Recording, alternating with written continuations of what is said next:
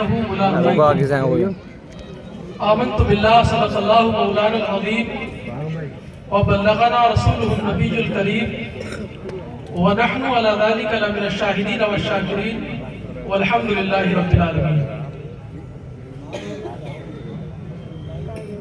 محترم حضرات، آئیے سب سے پہلے اس رسول کی بارگاہ میں جس کا مداح اور ثناخواب خود اس کا پروردگار ہے،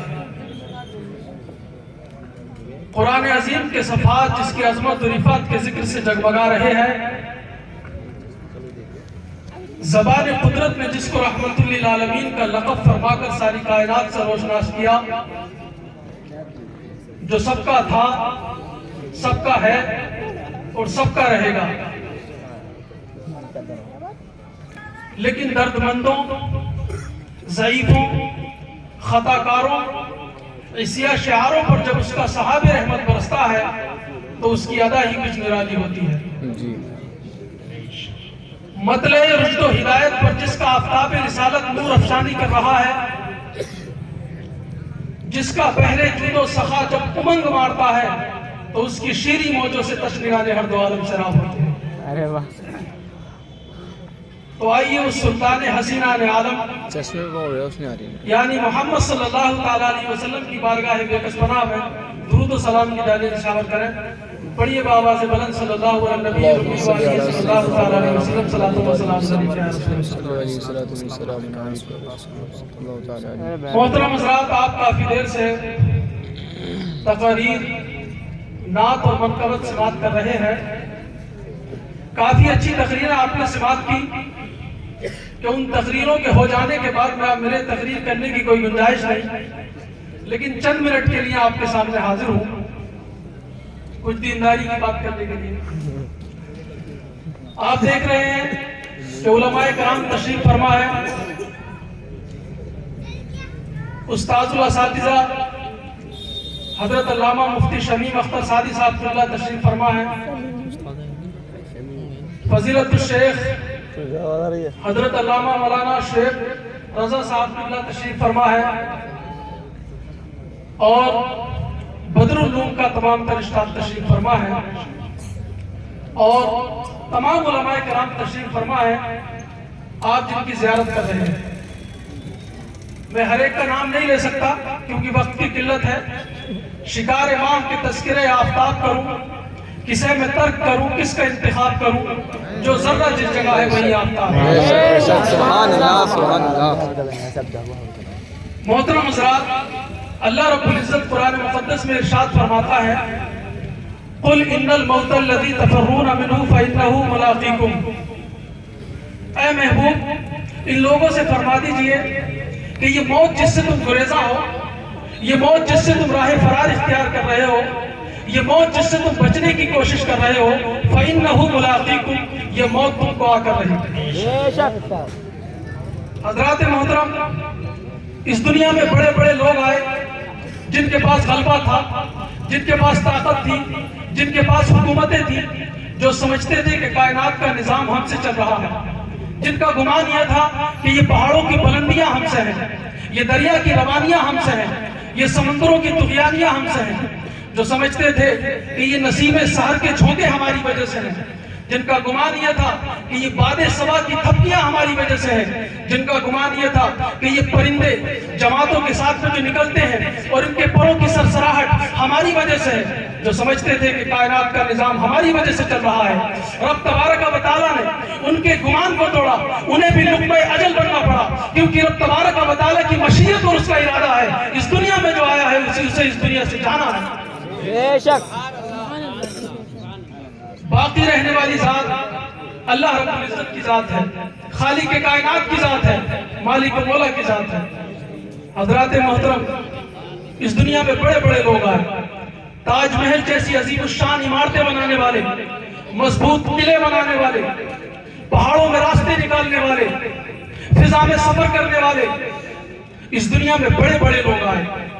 جو سمجھتے تھے کہ ہم خدا ہیں، جو خدائی کا دعویٰ کرتے تھے. رب تبارک و تعالیٰ نے ان کے گمان کو بھی توڑا، انہیں بھی لقمہ اجل بننا پڑا، کیونکہ رب تبارک و تعالیٰ کی مشیت اور اس کا ارادہ ہے اس دنیا میں جو آیا ہے اسے اس دنیا سے جانا ہے. باقی رہنے والی اللہ رب العزت کی ذات ہے، خالق کائنات۔ محترم حضرات، اللہ رب العزت ارشاد فرماتا ہے کل شیء ہالک الا وجہہ لہ الحکم والیہ ترجعون۔ ہر چیز فنا ہونے والی ہے، ہر چیز ختم ہونے والی ہے، باقی رہنے والی ذات اللہ رب العزت کی ذات ہے، خالق کائنات کی ذات ہے، مالک و مولا کی ذات ہے، اور اسی کی طرف جانا ہے اور اپنے اعمال کا حساب و کتاب دینا ہے۔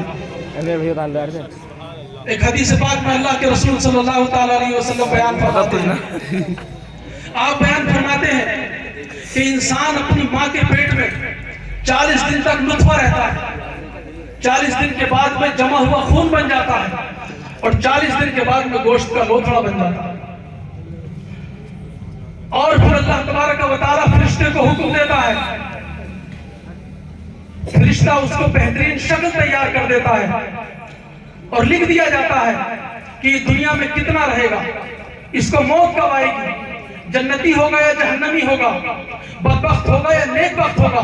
یہ تمام باتیں لکھ دی جاتی ہیں۔ پھر آگے اللہ کے رسول صلی اللہ تعالیٰ علیہ وسلم بیان فرماتے ہیں تم میں سے کوئی شخص پوری زندگی اہل جنت کا کام کرتا رہتا ہے، جنت میں جانے کا کام کرتا رہتا ہے، یعنی نماز پڑھتا ہے،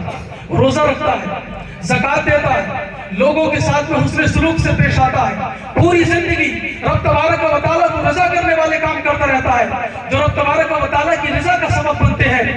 حضرات محترم، جب اس کے اور موت کے درمیان میں ایک بارش کا فاصلہ رہ جاتا ہے، فَيَسْبِقُ عَلَيْهِ الْكِتَابُ، تو رب تبارک و تعالیٰ کی لکھی ہوئی تقدیر اس پر غالب ہو جاتی ہے، فَيَعْمَلُ بِعَمَلِ أَهْلِ النَّارِ، تو اہل جہنم کے کام کرنا شروع کر دیتا ہے، یعنی نماز چھوڑتا ہے، روزہ چھوڑتا ہے، زکوٰۃ چھوڑتا ہے، اور ایسے کام کرتا ہے جو جہنم میں جانے کا سبب بنتے ہیں، فَدَخَلَ النَّارَ، اور جہنم میں داخل ہو جاتا ہے۔ اور آگے اللہ کے رسول صلی اللہ تعالیٰ علیہ وسلم بیان فرماتے ہیں تم میں سے کوئی شخص پوری زندگی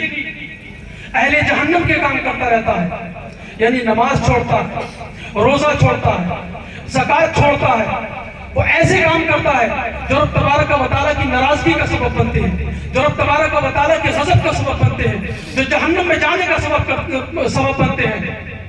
لیکن اس کے اور موت کے درمیان میں ایک بارش کا فاصلہ رہ جاتا ہے، فَيَسْبِقُ عَلَيْهِ الْكِتَابُ، تو رب تبارک و تعالیٰ کی لکھی ہوئی تقدیر اس پر غالب ہو جاتی ہے، فَيَعْمَلُ بِعَمَلِ أَهْلِ الْجَنَّةِ، تو وہ اہل جنت کا کام کرنا شروع کر دیتا ہے، فَدَخَلَ الْجَنَّةَ، اور جنت میں داخل ہو جاتا ہے۔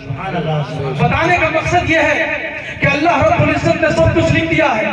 انسان کب مرے گا یہ لکھ دیا ہے، کس جگہ پر اس کی موت آئے گی یہ لکھ دیا ہے، بدبخت ہوگا، نیک بخت ہوگا، جنتی ہوگا، یہ جہنمی ہوگا، یہ تمام چیزیں رب تبارک و تعالیٰ نے لکھ دی ہیں۔ رب تبارک و تعالیٰ کے لکھ دینے کے بعد میں انسان کو موت آئے گی، اس کے مقررہ وقت پر آئے گی، نہ ایک قدم آگے بڑھ سکتا ہے نہ پیچھے ہٹ سکتا ہے۔ تو رب تبارک و تعالیٰ نے سب کچھ لکھ دیا ہے کہ انسان بدبخت ہوگا یا نیک بخت ہوگا، تمام چیزیں لکھ دی گئی ہیں۔ اس حدیث پاک سے یہ پتہ چلتا ہے کہ انسان کو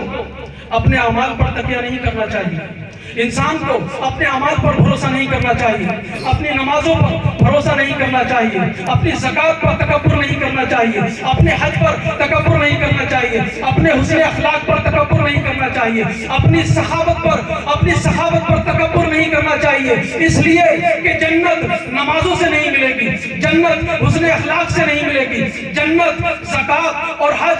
اور سخاوت سے نہیں ملے گی، جنت اگر ملے گی تو رب تبارک و تعالیٰ کے فضل سے ملے گی، رب تبارک و تعالیٰ کی رحمت سے ملے گی، حضور صلی اللہ تعالیٰ علیہ وسلم کی شفاعت۔ سبحان اللہ، بے شک بے شک۔ اس لیے اللہ کے رسول صلی اللہ تعالیٰ علیہ وسلم فرماتے ہیں کہ موت کو کثرت سے یاد کرنا چاہیے اور ما بعد الموت کی بہتر سے بہتر تیاری کرنا چاہیے۔ کچھ صحابہ کرام اللہ کے رسول صلی اللہ تعالیٰ علیہ وسلم کی بارگاہ میں حاضر ہوئے اور عرض کی یا رسول اللہ دنیا کے سب سے عقل مند لوگ کون ہیں؟ اللہ کے رسول صلی اللہ تعالیٰ علیہ وسلم نے فرمایا اکثرہم للموت ذکرا واکثرہم لما بعدہ استعدادا اولئک الاخلاص۔ اللہ کے رسول صلی اللہ تعالیٰ علیہ وسلم نے فرمایا جو لوگ موت کو کثرت سے یاد کرتے ہیں اور مابعد الموت کی بہتر سے بہتر تیاری کرتے ہیں، اولئک الاکیاس، وہی لوگ عقل مند ہیں، وہی دانا ہیں۔ آج دنیا انہیں عقل مند سمجھتی ہے جو دوسروں کو دھوکہ دیتے ہیں، آج دنیا انہیں عقل مند سمجھتی ہے جو غیبت کرتے ہیں، دنیا انہیں عقل مند سمجھتی ہے جو سود کھاتے ہیں، دنیا انہیں عقل مند سمجھتی ہے جو چغلی کرتے ہیں، دنیا انہیں عقل مند سمجھتی ہے جو وعدہ خلافی کرتے ہیں، لیکن کائنات کے سب سے بڑے دانا، کائنات کے سب سے بڑے حکیم، کائنات کے سب سے بڑے عقل مند، آپ سے بڑا کوئی حکیم نہیں ہو سکتا، آپ سے بڑا کوئی عقل مند نہیں ہو سکتا، آپ سے بڑا کوئی خیر خواہ نہیں ہو سکتا، آپ سے بڑا کوئی سخی نہیں ہو سکتا۔ اللہ کے رسول صلی اللہ تعالیٰ علیہ وسلم بیان فرماتے ہیں، دنیا کا سب سے بڑا عقل مند شخص وہ ہے جو موت کو کثرت سے یاد کرتا ہے اور مابعد الموت کی بہتر سے بہتر تیاری کرتا ہے۔ نعرہ تکبیر،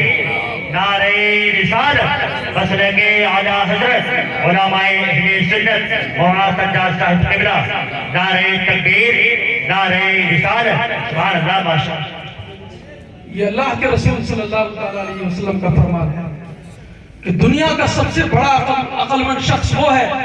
جو موت کو کثرت سے یاد کرتا ہے اور موت کے بعد کی بہتر سے بہتر تیاری کرتا ہے۔ دنیا کو پلین میں سفر کرنے والے، بڑی بڑی گاڑیوں میں چلنے والے، دنیاوی ترقی کرنے والے عقل مند دکھائی دیتے ہیں، لیکن مسلح پر بیٹھا ہوا عابد، ٹوٹی ہوئی چٹائی پر بیٹھا ہوا مدرس اور مسلح پر بیٹھا ہوا امام عقل مند دکھائی نہیں دیتا۔ لیکن پریشان ہونے کی ضرورت نہیں، مایوس ہونے کی ضرورت نہیں، دنیا کچھ بھی کہتی رہے، لیکن کائنات کے سب سے بڑے دانا، کائنات کے سب سے بڑے حکیم، کائنات کے سب سے بڑے عقل مند اللہ کے رسول صلی اللہ تعالیٰ علیہ وسلم نے فرما دیا ہے کہ دنیا کا سب سے بڑا عقل مند شخص وہ ہے جو موت کو کثرت سے یاد کرتا ہے اور مابعد الموت کی بہتر سے بہتر تیاری کرتا ہے۔ بے شک بے شک، سبحان اللہ، سبحان اللہ۔ اللہ کے رسول صلی اللہ تعالیٰ علیہ وسلم بیان فرماتے ہیں، اکثر ذکر حاضم اللذات، خواہشات کو ختم کرنے والی چیز موت کو کثرت سے یاد کرتا ہے۔ اللہ کے رسول صلی اللہ تعالیٰ علیہ وسلم بیان فرماتے ہیں کہ خواہشات کو ختم کرنے والی چیز موت کو کثرت سے یاد کرو۔ انسان جب موت کا تصور کرے گا تو قبر کا تصور کرے گا، حشر کا تصور کرے گا، قیامت کا تصور کرے گا، قیامت کی خوفناک وادیوں کا تصور کرے گا، قیامت کی ہولناکیوں کا تصور کرے گا، جس کے بارے میں رب تبارک و تعالیٰ فرماتا ہے، یا ایھا الناس اتقوا ربکم ان زلزلۃ الساعۃ شیء عظیم یوم ترونها تذهل كل مرضعۃ عما ارضعت وتضع كل ذات حمل حملها وترى الناس سکارى وما هم بسکارى ولكن عذاب اللہ شدید۔ اس کے بارے میں اللہ تبارک و تعالیٰ فرماتا ہے، او لوگو قیامت کے دن سے ڈرو، اے لوگو اپنے رب سے ڈرو، کہ قیامت ایک بہت بڑی چیز ہے جس کا تمہیں اندازہ نہیں ہے، جس کے بارے میں رب تبارک و تعالیٰ فرماتا ہے کہ ماں جب اپنے بچے کو دودھ پلاتی ہے تو اس ماں کی اپنے بچے پر پوری توجہ ہوتی ہے، پورا اتفاق ہوتا ہے، لیکن جب وہ ماں جو اپنے بچے سے پیار کرتی ہے، وہ ماں جب قیامت کی خوفناک منظر کو دیکھے گی، قیامت کی ہولناکیوں کو دیکھے گی، تو وہ ماں اپنے اس بچے سے غافل ہو جائے گی، اسے یہ پتہ نہیں رہے گا کہ میرا کوئی بچہ تھا اور میں اسے دودھ پلا رہی تھی۔ اور آگے رب تبارک و تعالیٰ فرماتا ہے، قیامت کی ہولناکیاں ایسی ہوں گی کہ حاملہ عورت حمل سے پہلے ہی اپنے بچے کو ڈال دے گی۔ اللہ تبارک و تعالیٰ فرماتا ہے، وَتَرَى النَّاسَ سُكَارَى، اور تم لوگوں کو دیکھو گے کہ وہ نشے میں ہیں، وَمَا هُم بِسُكَارَى، حقیقت میں نشے میں نہیں ہے، یعنی شراب کا نشہ نہیں ہے، کسی مسکر چیز کا نشہ نہیں ہے، افیم کا نشہ نہیں ہے، یہ نشہ قیامت کی خوفناکیوں کا ہے،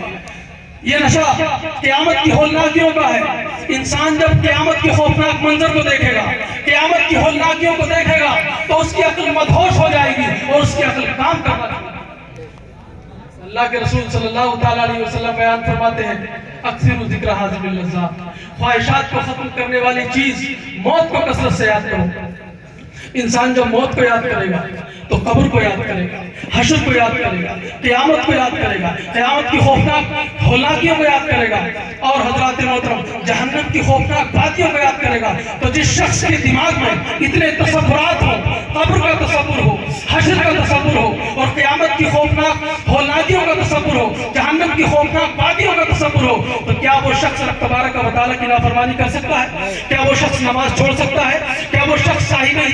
استطاعت ہے تو زکات دینا چھوڑ سکتا ہے؟ کیا وہ شخص اپنے ماں باپ پر ظلم و زیادتی کر سکتا ہے؟ اپنے ماں باپ کو ستا سکتا ہے؟ ہرگز نہیں۔ اس لیے اللہ کے رسول صلی اللہ تعالیٰ علیہ وسلم نے ارشاد فرمایا اکثروا ذکر حازم اللذات، خواہشات کو ختم کرنے والی چیز موت کو کثرت سے یاد کرو۔ بندہ جب موت کو یاد کرے گا تو رب تبارک و تعالیٰ کا مطیع و فرما بردار بندہ۔ سبحان اللہ سبحان اللہ سبحان اللہ۔ سبحان اللہ بے شک۔ اسی لیے اللہ کے رسول صلی اللہ تعالیٰ علیہ وسلم نے فرمایا اکثروا ذکر حازم اللذات، خواہشات کو ختم کرنے والی چیز موت کو کثرت سے یاد کرو۔ جی اللہ کے رسول صلی اللہ تعالیٰ علیہ وسلم بیان فرماتے ہیں تحفۃ المؤمن الموت، موت مومن کا تحفہ ہے۔ موت مومن کے لیے کوئی بری چیز نہیں ہے، موت جو ہے مومن کے لیے تحفہ ہے۔ اس لیے بزرگان دین جنہوں نے اپنی پوری زندگی دین کے لیے وقف کر دی اور پوری زندگی دین کا کام کرتے رہے، اپنے قلم کے ذریعے، اپنے اعمال کے ذریعے، اپنے اخلاق اور کردار کے ذریعے اسلام کی عظمتوں اور اسلام کی بلندیوں کا لوگوں کو مشاہدہ کراتے رہے، آپ دیکھتے ہیں کہ ان کا ذکر آج بھی موجود ہے۔ ہم بھرپور شاہ رحمۃ اللہ علیہ کا ذکر کرنے کے لیے جمع ہوئے۔ بندہ جب دنیا کو چھوڑ کر، دنیا کے مال و متاع کو چھوڑ کر، دنیا کے ساز و سامان کو چھوڑ کر، کھیتی باڑی کو چھوڑ کر، بیوی بچوں کو چھوڑ کر، تمام چیزوں کو چھوڑ کر رب تبارک و تعالیٰ کی عبادت میں لگ جاتا ہے، پورے طریقے سے رب تبارک و تعالیٰ کا ہوتا ہے، تو اللہ کے رسول صلی اللہ تعالیٰ علیہ وسلم بیان فرماتے ہیں من کان للہ کان اللہ لہ، جو اللہ کا ہو جاتا ہے اللہ اس کا۔ بے شک سبحان اللہ سبحان اللہ۔ اور جب اللہ بندے کا ہو جاتا ہے تو تمام کائنات بندے کی ہو جاتی ہے۔ آپ نے دیکھا ہوگا کہ جب تاج الشریعہ کا انتقال آپ کا وصال ہوا تو آپ نے دیکھا تھا کہ کتنی بھیڑ تھی، لاکھوں کی تعداد میں لوگ موجود تھے۔ یہ کیا وجہ تھی؟ تاج الشریعہ انتقال کے بعد میں یہ پیغام دیتے ہوئے نظر آ رہے تھے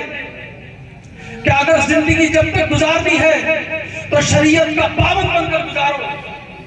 اور جب موت آئے تو مصطفیٰ کی غلامی میں آئے پوری دنیا میں۔ اس دن ہم نے دیکھا تھا کہ بریلی کے در و دیوار، بریلی کے گلی کوچے، بریلی کے محلات، بریلی کے اسٹیشن، بریلی کے بس اسٹیشن، بریلی کے ریلوے اسٹیشن، بریلی کے کوچے کوچے سے ہر طرف سے یہ صدا آ رہی تھی من کان للہ کان اللہ لہ، جو اللہ کا ہو جاتا ہے اللہ اس کا ہو جاتا ہے، اور جب اللہ بندے کا ہو جاتا ہے تو تمام کائنات بندے کا۔ بے شک سبحان اللہ سبحان اللہ۔ تو ہم اس محفل میں جمع ہوئے ہیں، رب تبارک و تعالیٰ کی بارگاہ میں دعا ہے کہ اللہ رب العزت بزرگان دین کا فیضان ہم پر جاری فرمائے، اور بزرگوں سے جو ہماری محبت ہے اس میں مزید ترقی عطا فرمائے، اور ہم سب کو شریعت مطہرہ پر عمل کرنے کی توفیق عطا فرمائے۔ آمین آمین آمین وآخر دعوانا الحمدللہ رب العالمین۔ السلام علیکم ورحمۃ اللہ۔